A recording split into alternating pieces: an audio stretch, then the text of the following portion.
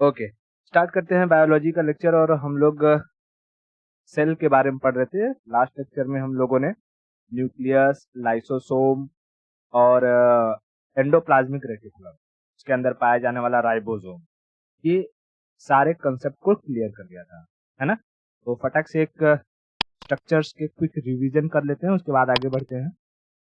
पहले ये सेल दिखाई दे रहा है, सेल बताओ, सेल में ये क्या है? ये गोल्गी बॉडी, गोल्गी बॉडी, ये क्या है? Mitochondria, mitochondria. टेंशन मत लो, सेल चैप्टर खत्म होते होते एक एक स्ट्रक्चर्स याद हो जाएंगे, ठीक है। ओके, ये क्या है? तो ये है वैक्यूल्स, वैक्यूल्स। उसके बाद ये येलो कलर का क्या है? ये है एंडोप्लाज्मिक रेटिकुलम, यार। यार किससे सटा हुआ है? ये न्यूक्लियस से, न्यूक्लियस, न्यूक्लियस। ये क्या है? Centrosome, centrosome. और ये क्या है? लाइसोसोम, लाइसोसोम, ठीक है, लाइसोसोम। फटाफट अगर सबके बारे में थोड़ा थोड़ा पूछू तो याद है? बताओ, गोल्गी बॉडी का काम क्या होता है? एनर्जी को ट्रांसपोर्ट करना। माइटोकॉन्ड्रिया का एनर्जी प्रोड्यूस करना। वैक्यूल्स का पानी स्टोर करना। Endoplasmic reticulum as a skeleton यानी कंकाल, प्रोटेक्शन देना। न्यूक्लियस सबको कंट्रोल करना।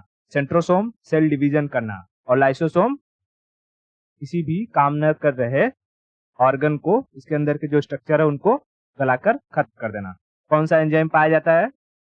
हाइड्रोलिटिक एंजाइम, इसलिए इसे आत्मघातक थैली भी कहते हैं, है ना। हाँ, अपने आप को ब्लास्ट कर लेता है। अगर न्यूक्लियस डैमेज हो जाए तो ऐसी सिचुएशन में लाइसोसोम अपने आप को ब्लास्ट कर लेता है। इतना चीज क्लियर था? बहुत बढ़िया।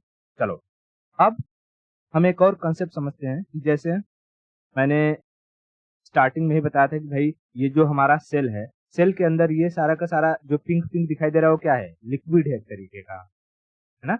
इसको हम क्या कहते हैं? Cytoplasm, cytoplasm.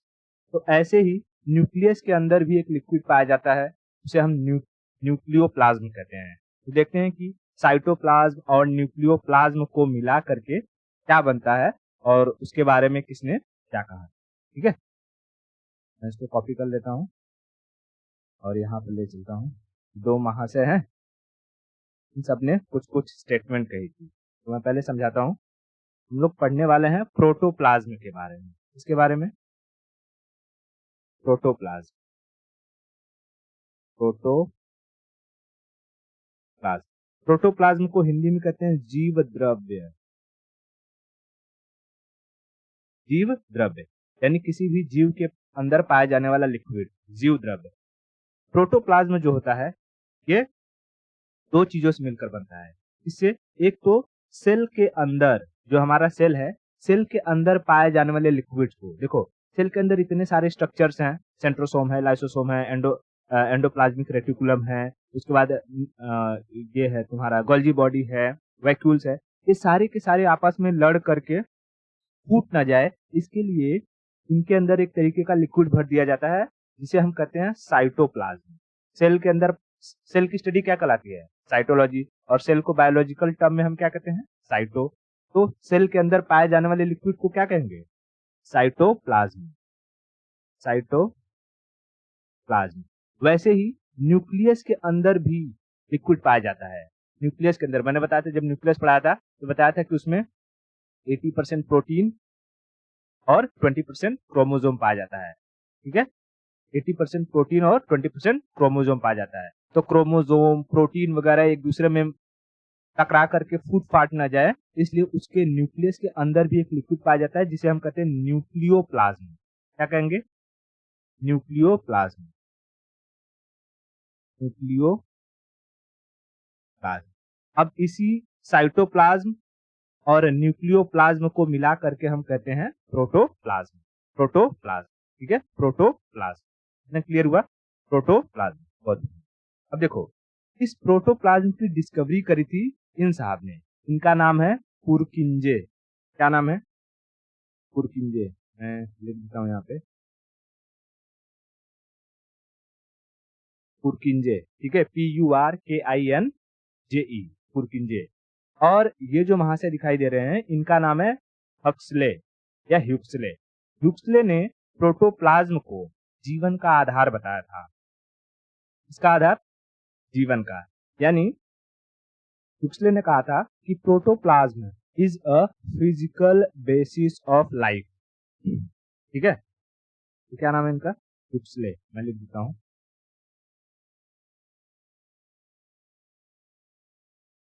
ह्यूक्सले, ठीक है, ह्यूक्सले। ह्यूक्सले ने क्या कहा था कि protoplasm is the physical basis of life. ठीक है, फिजिकल बेसिस ऑफ लाइफ, इसको प्रोटोप्लाज्म को, ठीक है, प्रोटोप्लाज्म। बताओ, प्रोटोप्लाज्म की डिस्कवरी किसने करी? पुरकिंजे ने, पुरकिंजे ने। और प्रोटोप्लाज्म जीवन का आधार है, जीवन का आधार है, ये किसने कहा था? ह्यूक्सले ने, ह्यूक्सले ने। अच्छा, इस प्रोटोप्लाज्म के अंदर पाया क्या जाता है? तो देखो, इस प्रोटोप्लाज्म के अंदर 80% वाटर पाया जाता है। क्या पाया जाता है? 80% वाटर। तो मैं समझाता हूँ कि इसने क्यों कहा था ये जीवन का आधार है। जब हमारे शरीर में 1% वाटर की कमी होती है, कितने परसेंट? 1% वाटर की अगर कमी होती है तो हमें प्यास लगती है, प्यास। लेकिन अगर हमारे शरीर में 10% वाटर की कमी हो जाए तो हमारी मौत हो जाएगी, मौत हो जाएगी। समझ में आया? इसीलिए, इसीलिए प्रोटोप्लाज्म को ह्यूक्सले ने जीवन का आधार बताया था, जीवन का आधार। Are you getting my point? बताओ, न्यूक्लियस के अंदर पाए जाने वाले लिक्विड को क्या कहते हैं? Nucleoplasm, nucleoplasm. और सेल के अंदर, सेल के अंदर पाए जाने वाले लिक्विड को साइटोप्लाज्म। सेल को टेक्निकल टर्म में क्या कहते हैं? Cyto, cyto, cyto. बताओ, न्यूक्लियस की खोज किसने की थी? रॉबर्ट ब्राउन ने, रॉबर्ट ब्राउन ने, रॉबर्ट ब्राउन ने, ठीक है, रॉबर्ट ब्राउन ने। मैं क्लियर हुआ? बहुत बढ़िया, ठीक है, इतना। अच्छा, अब जब मैं राइबोसोम पढ़ा रहा था, तो राइबोसोम पढ़ाते वक्त मैंने एक चीज कही, इसलिए मैं यहां लिख दूं, राइबोसोम ये क्या करता है? प्रोटीन प्रोडक्शन करता है, प्रोटीन प्रोडक्शन, प्रोटीन प्रोडक्शन। कितने टाइप का होता है राइबोसोम? तो 70S और 80S। अब इसी राइबोसोम के बेसिस पर मैंने बताया था कि सेल भी दो टाइप के होते हैं। 70S सेल किसमें पाए जाते हैं? प्रोकैरियोटिक में, प्रोकैरियोटिक में, प्रोकैरियोटिक, कैरियोटिक में। और जो 80S होता है वो किसमें पाया जाता है? यू कैरियोटिक में, ठीक है, यू कैरियोटिक में। मैंने बताया था यू कैरियोटिक से कैसे याद रखेंगे? रॉबिन का स्ट्रक्चर बनाते बताया था, यू यू, यानी जितने भी डेवलप्ड सेल होते हैं वो उन्हें हम यू कैरियोटिक कहते हैं, और जितने भी छोटे सूक्ष्म होते हैं, माइक्रो ऑर्गेनिज्म होते हैं, उन्हें हम प्रोकैरियोटिक सेल कहते हैं। वो पूरी तरीके से डेवलप नहीं होते हैं, ठीक है, पूरी तरीके से डेवलप नहीं होते हैं। तो ऐसे ही प्रोकैरियोटिक सेल का मैं दो एग्जांपल लिख रहा हूं। एक को हम कहते हैं पैरामीशियम, ठीक है, जैसे दिखाऊंगा अभी, पैरामीशियम, ठीक है, पैरामीशियम। और एक को कहते हैं युगलीना, युगलीना, ठीक है, युगलीना। पैरामीशियम और युगलीना क्या है? एक तरीके के प्रोकैरियोटिक सेल, प्रोकैरियोटिक सेल, या एक तरीके की ये माइक्रो ऑर्गेनिज्म है, माइक्रो ऑर्गेनिज्म, यानी सूक्ष्म जीव जिन्हें हम नेकेड आईज से नहीं देख सकते हैं। तो ये जो ऑर्गेनिज्म है ये भी किसी न किसी तरीके के सेल से बने होंगे, इनका भी अपना सेल होगा।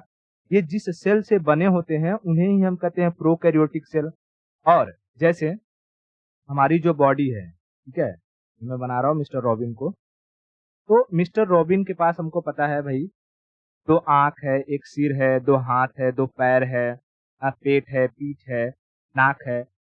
इस सारी चीजों से मिल करके इनका शरीर बना हुआ है। और शरीर किससे बना है? सेल से। और सेल के अंदर हमने काफी सारे जितने भी स्ट्रक्चर्स थे उसको पढ़ लिया। लेकिन पैरामीशियम, क्या पैरामीशियम के पास भी हमें मुंह देखने को मिलेगा, हाथ देखने को मिलेगा, दो नाक देखने को मिलेंगे, पैर देखने को मिलेगा, पेट देखने को मिलेगा? पता नहीं, वो तो स्ट्रक्चर देखने के बाद ही पता चलेगा। क्या उनके पास भी हमारे जैसे पैर होते होंगे भागने दौड़ने के लिए जानवरों की तरह? पता नहीं। यूग्लिना में ऐसा होता होगा? पता नहीं। तो उसका स्ट्रक्चर देखते हैं। देखो, ये जो दिखाई दे रहा है पहला वाला, ये क्या है? पैरामीशियम। ठीक है, देखो भाई, ये है पैरामीशियम। पैरामीशियम। और ये है यूग्लिना। क्या है? यूग्लिना। यूग्लिना दिखाई दे रहा? ये इतने छोटे होते हैं, इतने छोटे होते हैं कि इनको तो हम पहले नॉर्मल आंखों से देख नहीं सकते हैं। उसके बाद हमें माइक्रोस्कोप से देखना पड़ेगा। और जब हम माइक्रोस्कोप से देखते हैं तो हमें दिखाई देता है कि भाई जो पैरामीशियम है, यूकैरियोटिक से प्रोकैरियोटिक सेल, उसके बाहर ना ऐसे हेयर लाइक कुछ स्ट्रक्चर्स दिखाई दे रहे हैं। स्ट्रक्चर्स, हेयर हेयर दिखाई दे रहा है, हेयर हेयर। इसी हेयर को हम कहते हैं सिलिया। क्या कहते हैं? सिलिया। सिलिया। और जो यूग्लिना है, यूग्लिना के बाहर ऐसा हेयर लाइक स्ट्रक्चर तो नहीं दिखाई देता, लेकिन ये ऐसे पूंछ की आकृति दिखाई देती है। ये 4 नंबर लिखा है ना, पूंछ की आकृति, इसे हम कहते हैं फ्लैजेला। फ्लैजेला। और हमें यही पढ़ना है, सिलिया और फ्लैजेला। सीधा सीधा पूछता है कि बताओ सिलिया और फ्लैजेला क्या होता है? सिलिया और फ्लैजेला क्या होता है? तो सिलिया और फ्लैजेला प्रोकैरियोटिक सेल्स के अंदर पाए जाते हैं। क्या यूकैरियोटिक सेल के अंदर सिलिया फ्लैजेला पाया जाएगा? क्या हमारे जो सेल है उसके बाहर ऐसे ऐसे छोटे छोटे रोए पाए जाते हैं, या ऐसा पोंछ पाया जाता है? नहीं। ये प्रोकैरियोटिक सेल्स के अंदर पाए जाते हैं, माइक्रो ऑर्गेनिजम्स के अंदर। क्या काम होता है? तो देखो, इसी सिलिया या फ्लैजेला का इस्तेमाल करके ये लोग मूवमेंट करते हैं, मतलब एक जगह से दूसरी जगह जाते हैं, मूवमेंट करते हैं। ठीक है, एक जगह से दूसरी जगह जाते हैं। और अगर कोई छोटा, इनसे भी छोटा कोई इनके ही फैमिली वाला मिल गया तो इसी में फंसा करके, दिखाई दे रहा है, इसी में फंसा करके ये लोग क्या कर लेते हैं? खा लेते हैं। ये जो रहता है, ये इससे, जैसे मेंढक क्या करता है, जीभ निकालता है, फटाक से मक्खी पकड़ लेता है, वैसे ही ये फटाक से ऐसे निकालता है और किसी भी चीज को लपक लेता है और लपक के अंदर भर लेता है। तो बताओ, सिलिया और फ्लैजेला जो होते हैं, ये मूवमेंट के भी काम आते हैं और फूड फूड खाने के भी काम आते हैं, मतलब फूड जुटाने के भी काम आते हैं। ठीक है, समझ में आया? चलने फिरने का काम सिलिया और फ्लैजेला करवाते हैं। भोजन भोजन ग्रहण करने का काम किससे करते हैं? सिलिया और फ्लैजेला। मतलब भोजन पकड़ने का या इकट्ठा करने का, फूड इकट्ठा करने का। मैं लिख दूं, भोजन इकट्ठा करने का काम कौन करता है? सिलिया और फ्लैजेला। भोजन इकट्ठा करने का काम कौन करता है? सिलिया और फ्लैजेला। इसकी मदद से प्रोकैरियोटिक सेल यानी सूक्ष्म जीव एक जगह से दूसरी जगह जाते हैं, इसी सिलिया और फ्लैजेला की वजह से। सिलिया और फ्लैजेला की वजह से। क्लियर हो रहा है क्या? अगर पूछेगा कि बताओ सिलिया और फ्लैजेला क्या होता है, तो सूक्ष्म जीवों में पाए जाने वाले रोएदार स्ट्रक्चर्स को हम सिलिया कहते हैं और लंबी पूंछ जैसी स्ट्रक्चर को हम फ्लैजेला कहते हैं। फ्लैजेला एग्जाम्पल देना रहेगा तो यूग्लिना में हमें फ्लैजेला देखने को मिलता है और पैरामीशियम में हमें सिलिया देखने को मिलता है। ठीक है, काम क्या होता है इनका? मूवमेंट का और फूड कंजम्पशन का या फूड कैप्चरिंग का। ठीक है, फूड कैप्चरिंग, मैं यहाँ का लिख देता हूँ, फूड कैप्चरिंग, खाना पकड़ने का काम, capturing, food capturing. Are you getting my point? इतना क्लियर है? बहुत बढ़िया। चलो, अब हम चलते हैं एक और कंसेप्ट की तरफ, प्लास्टिड। प्लास्टिड क्या होता है? प्लास्टिड, देखो ये जो दिखाई दे रहा है, ये स्ट्रक्चर पहला, इसको हम कहते हैं क्रोमो क्लोरो क्रोमो नहीं, क्लोरोप्लास्ट। क्लोरोप्लास्ट और ये जो दिखाई दे रहा है इसको हम कहते हैं क्रोमोप्लास्ट। क्रोमोप्लास्ट। और जो तीसरा वाला दिखाई दे रहा है इसको हम कहते हैं ल्यूकोप्लास्ट। क्या कहते हैं? ल्यूकोप्लास्ट। ल्यूकोप्लास्ट, ठीक है, ल्यूकोप्लास्ट। तो देखो, ये जो क्लोरोप्लास्ट है, क्रोमोप्लास्ट है, ल्यूकोप्लास्ट है, ये तीनों किस कैटेगरी में आते हैं? तो इन तीनों को मिला के हम कहते हैं ये है प्लास्टिड। प्लास्टिड, ठीक है, प्लास्टिड। और प्लास्टिड पाया जाता है कहां पर? Only in plant cell. Found only in plant cell, ठीक है, सिर्फ और सिर्फ प्लांट सेल के अंदर पाया जाता है। प्लांट सेल का के अंदर पाया जाने वाला ये सबसे बड़ा स्ट्रक्चर होता है, बिगेस्ट स्ट्रक्चर। बिगेस्ट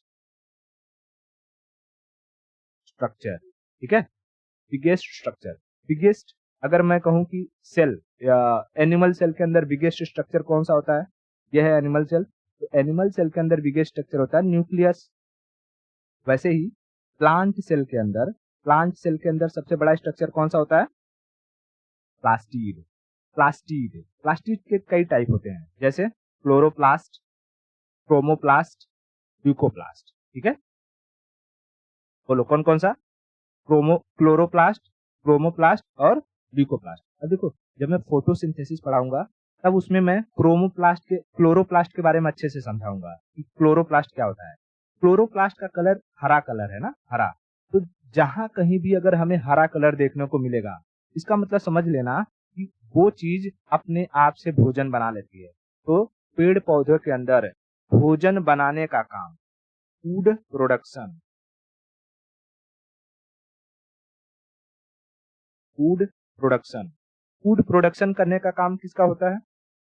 क्लोरोप्लास्ट का। फूड प्रोडक्शन करने का काम क्लोरोप्लास्ट का। और इस खाने को स्टोर करके रखने का काम होता है ल्यूकोप्लास्ट का। स्टोर फूड, ठीक है, स्टोर फूड। फूड को स्टोर करने का काम होता है किसका? ल्यूकोप्लास्ट का। तो भाई क्रोमोप्लास्ट क्या होता है? तो क्रोमा कलर सुना है? क्रोमा, हम लोग जब फोटो खींचते हैं तो मोबाइल में आता ना क्रोमा। क्रोमा से याद रखना कलर, कलर, कलर। तो कलर प्रोवाइड करने का काम करता है कौन? क्रोमोप्लास्ट। क्रोमोप्लास्ट मैं समझाता हूँ किस तरीके का कलर, ठीक है, ठीक है, इतना क्लियर है? बहुत बढ़िया, बहुत बढ़िया, ठीक है। देखो, अभी कलर की बात जब हम करते हैं तो हमको दिखाई देता है कि भाई जो फूल होते हैं, फूल मेजरली येलो कलर के हो जाते हैं। फल जो होते हैं वो पकने के बाद कैसे हो जाते हैं? येलो कलर के हो जाते हैं। टमाटर लाल कलर का, गाजर भी लाल कलर का, बीट रूट का अपना कलर होता है।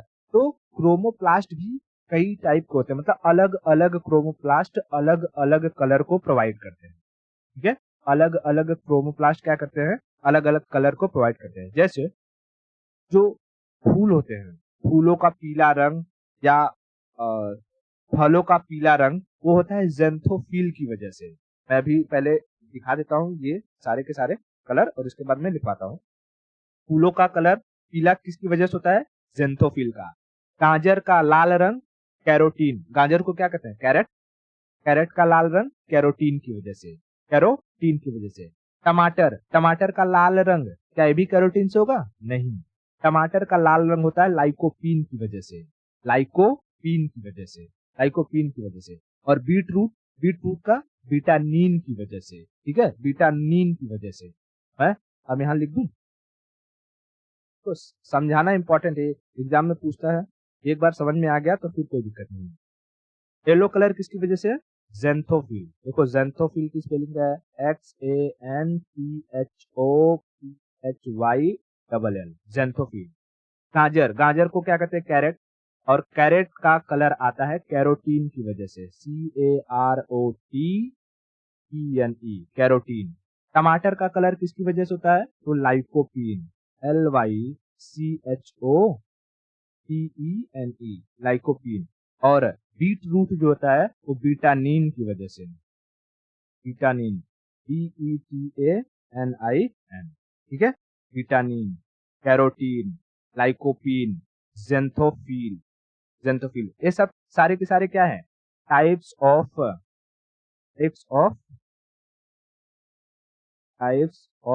Chromoplast, chromoplast. बताओ, प्लांट के अंदर सिर्फ पाया जाता है क्या, प्लास्टिड। एनिमल सेल में नहीं पाया जाता है प्लास्टिड। प्लांट के अंदर पाया जाने वाला सबसे बड़ा स्ट्रक्चर प्लास्टिड। प्लास्टिड कितने टाइप के, 3। कौन कौन से, क्लोरोप्लास्ट, क्रोमोप्लास्ट, ल्यूकोप्लास्ट। क्लोरोप्लास्ट भोजन निर्माण करता है, उसे स्टोर करता है ल्यूकोप्लास्ट, और कलर प्रोवाइड करता है क्रोमोप्लास्ट, कलर प्रोवाइड करता है क्रोमोप्लास्ट। फूलों और फलों का पीला कलर जेंथोफिल की वजह से, टमाटर का लाल लाइकोपीन, गाजर का लाल कैरोटीन, बीटरूट का कलर बीटानीन, बीटानीन, बीटानीन। इतना क्लियर हो गया, बहुत बढ़िया। अगर इतना क्लियर है तो आगे चलते हैं और हम समझते हैं क्रोमोसोम के बारे में। देखो, जब मैं डीएनए पढ़ाऊंगा तो एक बार फिर से मैं क्रोमोसोम को पढ़ाऊंगा, लेकिन अभी यहाँ पर कुछ बेसिक इंफॉर्मेशन दे देता हूँ क्रोमोसोम के बारे में। ठीक है, पहले मैं सेल को यहाँ ले लेता हूँ। देखो, यह है हमारा सेल। सेल के बीचों बीच में पाया जाता है कौन, न्यूक्लियस, न्यूक्लियस। ठीक है, न्यूक्लियस में हमें देखने को मिलता है क्रोमोसोम, क्रोमोसोम। ठीक है, क्रोमोसोम, क्रोमोसोम, इसको हिंदी में क्या कहते हैं, गुणसूत्र, गुणसूत्र। ठीक है, गुणसूत्र कहते हैं इसको। क्या काम करता है भाई, तो क्रोमोसोम ही होता है जो हमारी आने वाली जनरेशन में क्या क्या होगा वो डिसाइड करता है। जैसे मान लो कि ये है मिस्टर रॉबिन और उनकी शादी हो जाती है भाई राधा के साथ।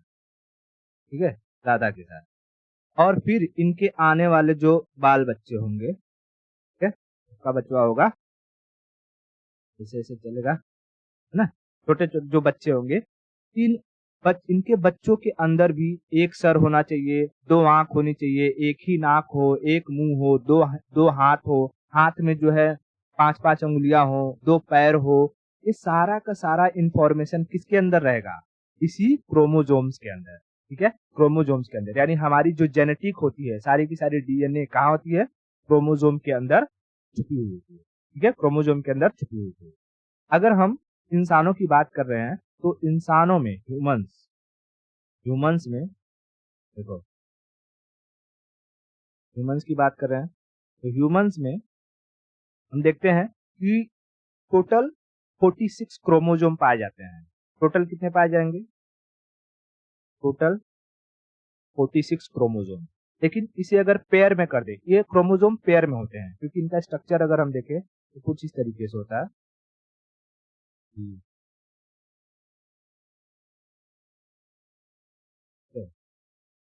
स्ट्रक्चर कुछ ऐसे एक्स की तरह देखा होगा, स्ट्रक्चर ऐसे ही होता है। ठीक, ये हमेशा पेयर में रहते हैं। ठीक है, ऐसे रहता है क्रोमोसोम का स्ट्रक्चर। ठीक है, तो ये पेयर में होते हैं। तो अगर हम इनको पेयर में कर दें तो कितना हो जाएगा, 23, यानी 2 के जोड़े में 23, 1 2, हमेशा पेयर में हो गया ना, तो 23 पेयर। तो बताओ इंसानों के अंदर कुल कितने कितने क्रोमोसोम पाए जाते हैं, 46 क्रोमोसोम, पेयर में 23, पेयर में 23।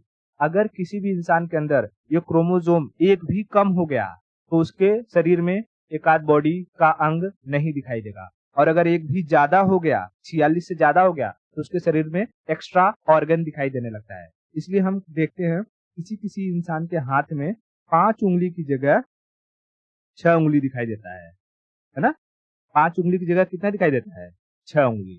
तो किस वजह से होता है, उसके अंदर क्रोमोसोम की संख्या बढ़ने की वजह से। जब कभी भी क्रोमोसोम की संख्या बढ़ जाती है या घट जाती है तो उसे हम सिंड्रोम कहते हैं। आगे चल के हम लोग सिंड्रोम के बारे में पढ़ेंगे, कितने तरीके के सिंड्रोम होते हैं, कितना क्रोमोसोम हो गया तो कौन सा सिंड्रोम हो जाएगा, किसी किसी का होंठ फट जाता है ना, या दांत के ऊपर देखेंगे तो होंठ कटा हुआ रहता है, किसी को कुबड़ निकल जाता है, हाँ, तो क्यों होता है ये सब? ये क्रोमोसोम्स के घटने या बढ़ने की वजह से होता है। तो बताओ, क्रोमोसोम यानी गुणसूत्र कहाँ पाया जाता है? न्यूक्लियस के अंदर। इंसान के अंदर टोटल कितने क्रोमोसोम होते हैं? 46। पेयर में होते हैं 23। अच्छा देखो, जब इंसान रिप्रोड्यूस करते हैं तो भाई हम यहाँ ह्यूमन लिखेंगे। ह्यूमन में आएगा मेल और फीमेल, मेल और फीमेल, ठीक है। तो देखो, यहाँ पर भी 46, यहाँ पर भी 46, यानी हम इसको कहेंगे 23 पेयर, 23 पेयर, है ना, 23 पेयर, 23 पेयर।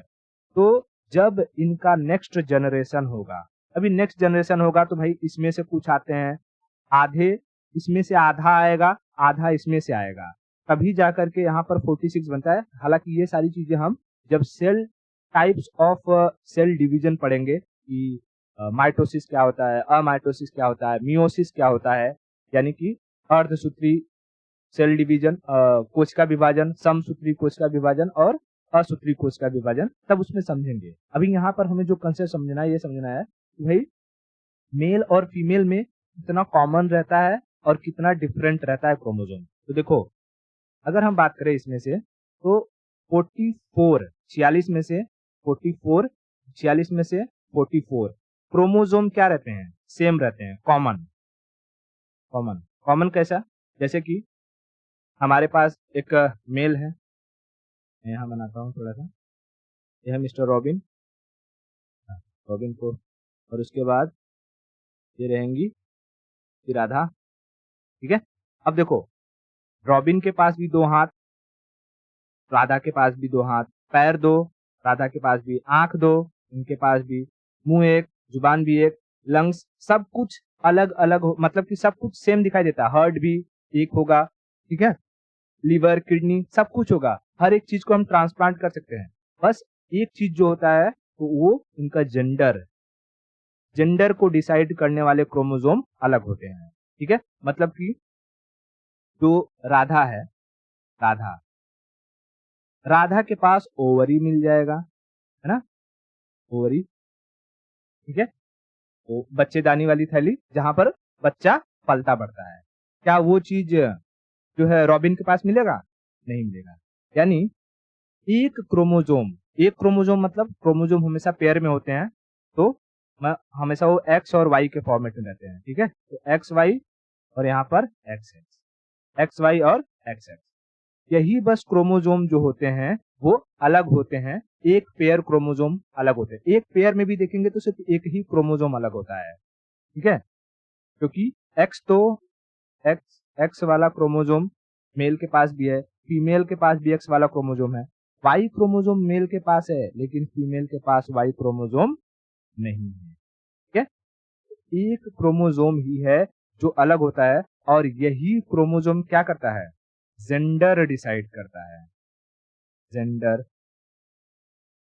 डिसीजन, ठीक है, जेंडर डिसीजन, कि जब उनका मेटिंग होगा, ठीक है, सेक्स होगा, तो सेक्स के बाद भाई जितने भी शुक्राणु रहते हैं, स्पर्म होते हैं, ओवम होते हैं, वो सब आते हैं एक साथ मिलते हैं। अगर एक्स के साथ एक्स चला गया तो जो क्या हो जाती है? लड़की होती है। वाई के साथ अगर वाई एक्स चले गए तो लड़का पैदा। हालांकि ये सब जब हम लोग रिप्रोडक्शन सिस्टम पढ़ेंगे तो उसमें अच्छे समझेंगे, अभी वो यहाँ पर ध्यान देने वाली बात नहीं है। अभी सिर्फ इतना समझो, इंसानों के अंदर टोटल कितने क्रोमोसोम पाए जाते हैं? 46। पेयर में कितने? 23। पेयर में 23। कितने क्रोमोसोम मेल और फीमेल में कॉमन होते हैं? तो 44। पेयर में बोलेगा तो 22। लास्ट जो क्रोमोसोम होता है एक पेयर, वो क्या डिसाइड करता है? जेंडर, जेंडर डिसाइड करता है। Are you getting my point? इतना चीज क्लियर है क्या? कहीं कोई दिक्कत? ओके, ठीक है। तो हम एक काम कर लेते हैं कि हमने इंसान यानी मतलब कि एनिमल और प्लांट दोनों सेल के बारे में थोड़ा देख लिया है। अब हम एनिमल सेल और प्लांट सेल दोनों में कॉमन चीजें क्या हैं और क्या डिफरेंसेस है, बस उसको देखते हैं और फिर चैप्टर को हम लोग क्लोज करते हैं, मतलब आज के लेक्चर को क्लोज करते हैं। ठीक है, तो देखो पहले मैं बताया था कि जो एनिमल सेल होता है, एनिमल सेल उसका स्ट्रक्चर, और ये है प्लांट सेल, प्लांट सेल। ठीक है, इसका स्ट्रक्चर अगर हम देखें, भाई देखो एनिमल सेल के अंदर भी क्या है, न्यूक्लियस है, प्लांट सेल के अंदर भी न्यूक्लियस है। ठीक है, मैं यहाँ मार्किंग करते चलता हूँ, न्यूक्लियस है, यहाँ पर भी न्यूक्लियस है। ठीक है, उसके बाद इसमें भी माइटोकॉन्ड्रिया है और यहाँ पर भी हमें माइटोकॉन्ड्रिया देखने को मिलेगा। राइबोसोम देखने को मिलेंगे प्रोटीन निर्माण करने के लिए, इसमें भी हमें राइबोसोम देखने को मिलेंगे। ठीक है, उसके बाद हमें यहाँ पर एंडोप्लाज्मिक रेटिकुलम ER देखने को मिलेगा, एंडोप्लाज्मिक रेटिकुलम यहाँ पर भी हमें देखने को मिलेगा। कहाँ गया जी, ये स्मूथ यहाँ है एंडोप्लाज्मिक रेटिकुलम। ठीक है, एंडोप्लाज्मिक रेटिकुलम। उसके बाद इसके अंदर भी हमें लिक्विड देखने को मिलेंगे। कौन सा लिक्विड, साइटोप्लाज्म, है ना, इसमें देखो साइटोप्लाज्म लिखा है, यहाँ देखो साइटोप्लाज्म लिखा हुआ है यहाँ पे एनिमल सेल में, तो यहाँ पर भी देखो साइटोप्लाज्म यहाँ लिखा हुआ है। ठीक है, देखो जितना चीज हमें एनिमल सेल में देखने को मिलेगा उतना हमें प्लांट सेल में भी देखने को मिलेगा। बस डिफरेंस क्या है मैं यहाँ लिख देता हूँ कि प्लांट सेल का स्ट्रक्चर, स्ट्रक्चर कैसा होता है, क्वाड्रिलेटरल, क्वाड्रिलेटरल यानी चौकोर होता है, और इसका स्ट्रक्चर कैसा होता है, सर्कुलर, सर्कुलर। उसके बाद इसमें और क्या एक्स्ट्रा चीजें पाई जाती हैं, तो सेल वॉल, सेल वॉल क्या इसमें पाया जाता है, सेल वॉल नहीं पाया जाता है इसमें, सेल वॉल इसमें सिर्फ पाया जाएगा क्या, प्लास्टिड, प्लास्टिड क्या एनिमल सेल में पाया जाएगा, नहीं। तो ये दिखाई दे रहा है, ये है वैक्यूल्स। ठीक है, वैक्यूल्स। और अगर हम अपने एनिमल सेल के वैक्यूल्स की बात करें तो एनिमल सेल के वैक्यूल्स इसमें दिखाई दे रहे हैं, Golgi apparatus, nucleus, mitochondria, cytoplasm. यहाँ पर इसमें वैक्यूल्स नहीं बनाया हुआ है, लेकिन अगर हम देखेंगे कि जो एनिमल सेल है इसमें छोटे वैक्यूल्स पाए जाते हैं, लेकिन इसका जो वैक्यूल्स होता है वो लार्ज होता है। तो मैं यहाँ पॉइंट लिख सकता हूँ, लार्ज वैक्यूल्स। वैक्यूल्स क्या करते हैं, पानी स्टोर करके रखते हैं ना, पानी स्टोर करके रखते हैं। तो समझ में आया, ये कुछ क्या है डिफरेंसेस है और कुछ सिमिलैरिटी। सिमिलैरिटीज में तो सब देख लेंगे भाई, दोनों में न्यूक्लियस पाया जाता है, माइटोकॉन्ड्रिया पाया जाता है, गोल्जी बॉडी पाई जाएगी, साइटोप्लाज्म पाया जाएगा, न्यूक्लियोप्लाज्म पाया जाएगा। ठीक है, लेकिन क्या नहीं पाएगा, डिफरेंसेस क्या होगा, शेप में या स्ट्रक्चर में डिफरेंस होगा। सेल वॉल सिर्फ और सिर्फ प्लांट सेल में पाया जाएगा, प्लास्टिड सिर्फ और सिर्फ प्लांट सेल में पाया जाएगा, और लार्ज वैक्यूल्स, वैक्यूल्स जो होते हैं बड़े वो किसके होते हैं, प्लांट के। ठीक है, प्लांट के। इतना क्लियर है, बहुत बढ़िया, बहुत बढ़िया। तो आज के लिए इतना रखते हैं और बाकी की स्टोरी हम नेक्स्ट लेक्चर में करेंगे।